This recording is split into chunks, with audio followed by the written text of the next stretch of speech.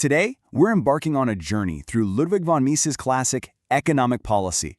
This isn't just a book. It holds 6 powerful lessons.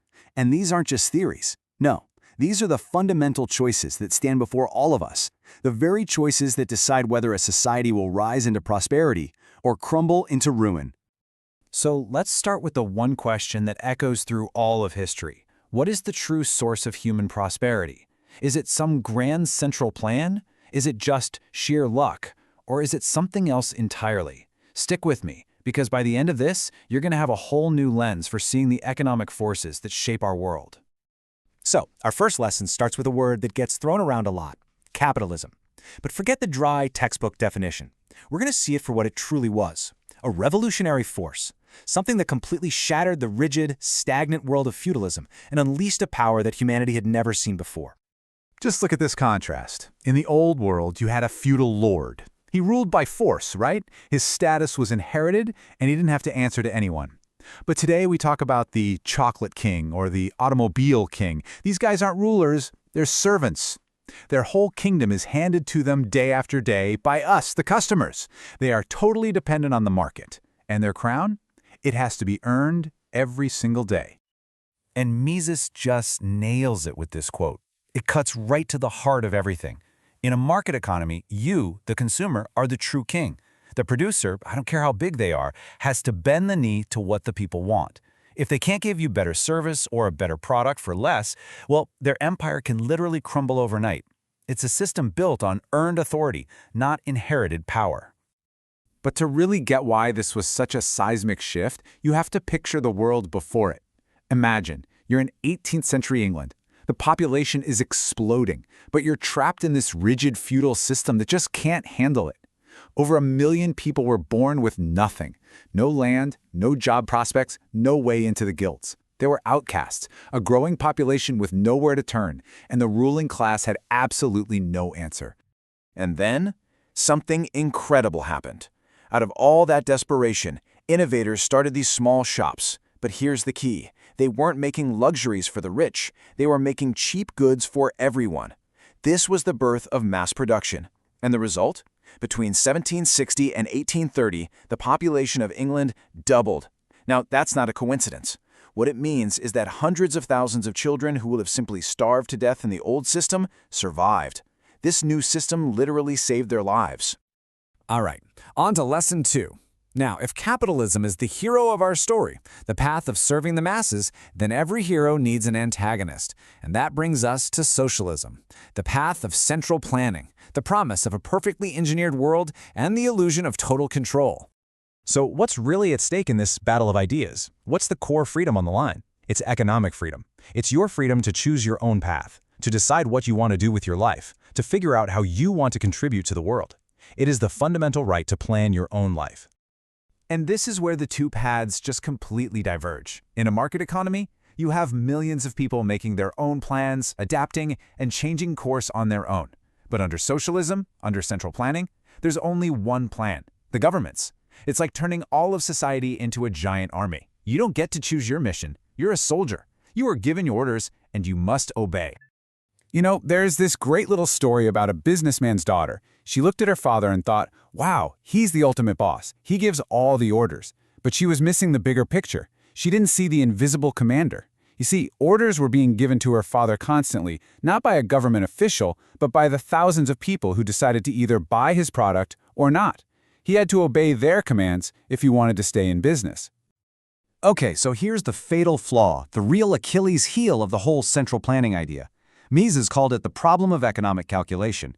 Think about it. Without a free market, you don't have real prices for anything. Not for steel, not for wood, not for labor. And prices, they're like information. They're signals. Without them, you can't calculate profit and loss. You have no way of knowing if building a new road here is more valuable than building a new hospital over there. You're flying completely blind. The central planner is forced to make decisions in the dark. Which brings us to lesson 3.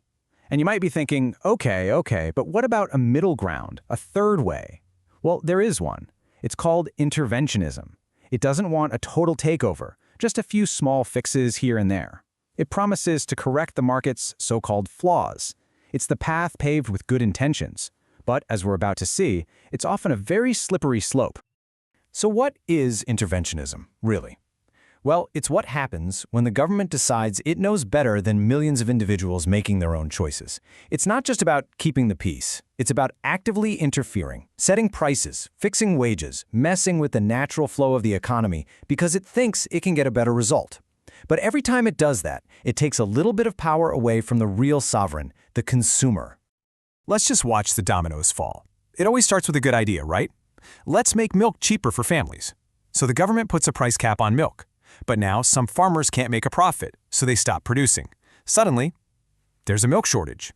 Okay, so now the government has to start rationing milk. To fix that problem, they decide to control the price of what goes into milk, like cattle fodder. Well, guess what happens next? A fodder shortage. You see the pattern. Each intervention creates a new problem that seems to demand yet another intervention, pushing the government to control more and more until you've slid all the way down into full-blown socialism. Hey, just a quick pause here. If you're finding this journey into the hidden forces of our world enlightening, do me a quick favor and hit that like button, and maybe share this with someone you know who loves a good deep dive into big ideas. All right, time for lesson 4. This one's about an enemy that doesn't show up with tanks and armies. It's a subtle threat, an internal one. It's an invisible thief that quietly steals your wealth, corrupts society from the inside out, and destroys the very idea of money itself. Its name is inflation. Now, a lot of people think inflation is just prices going up, like it's some force of nature. But that's not it at all. Inflation is a policy. It's a choice. It's what happens when a government wants to spend more money than it has. Instead of raising taxes, which is unpopular, they just create more money out of thin air. It's a sneaky way to pay the bills by making every single dollar you have worth a little bit less. To see just how devastating this can be, we need to travel back in time. Let's go to Germany, August 1914. The currency is solid. $1 will get you about 4.2 German marks. Everything is stable, predictable. Now let's fast forward just 9 years. After years of the government printing money nonstop to pay its debts, that same $1 is now worth 4.2 trillion German marks. The currency was completely destroyed. People's life savings vanished. The money in their hands was worthless. This is proof that inflation is a policy that simply cannot last. Sooner or later, it ends in total catastrophe. So you have to ask, why would any government walk down such a destructive path? Well, the justification often comes down to this famous line from the economist, John Maynard Keynes. In the long run, we are all dead. The thinking is, basically, let's just fix today's problems, like unemployment, and not worry about tomorrow, because hey, who knows if we'll even be here? But Mises has this absolutely chilling historical comeback to that idea. See, Madame de Pompadour, who once said, "After us the flood," well, she got lucky. She died in the short run. Her successor, Madame du Barry, wasn't so lucky. She lived just long enough to see the long run arrive in the form of the French Revolution, and it ended for her at the guillotine. Turns out, the long run has a way of showing up a lot sooner than you think. Okay, on to lesson 5. We've seen the paths that lead to ruin. So let's circle all the way back to that huge question from the beginning. What is the real source of prosperity? The answer isn't some complex secret formula, and it's definitely not, as some people believe, a miracle. Look at this. Why does a worker in the US earn so much more than a worker in India, even if they're doing the exact same job? It all comes down to one word: capital. And by capital, I just mean tools. Better tools, better machines, better factories. The more capital invested per worker, the more productive that worker can be. And when you're more productive, your labor is more valuable, and your wages go up. It's as simple as that. And this is the real secret behind what they called the German economic miracle after World War II. The country was in ruins, yet it bounced back with incredible speed. But as Mises makes clear, it wasn't a miracle at all. It was the result of applying sound free market principles. Which leads us to our profound final lesson. If we know what works, why don't we always do it? And the answer is that this was never just a battle of production. It's a battle of ideas. And so, here we are. 6 lessons. Capitalism, a revolution that serves the masses. Socialism, an illusion of total control. Interventionism, the slippery slope of good intentions.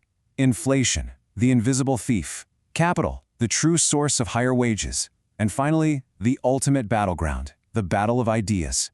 These aren't just concepts in a book. They're choices. Choices about the kind of world we want to create. The knowledge is now yours. So the only question left is, what world will you help build? Thank you for joining me here on Animeconomy. If this exploration of ideas sparked something in you, make sure you subscribe for more deep dives. And if you want to continue your own quest for knowledge, click the link in the description to get your copy of Economic Policy. The journey doesn't have to end here.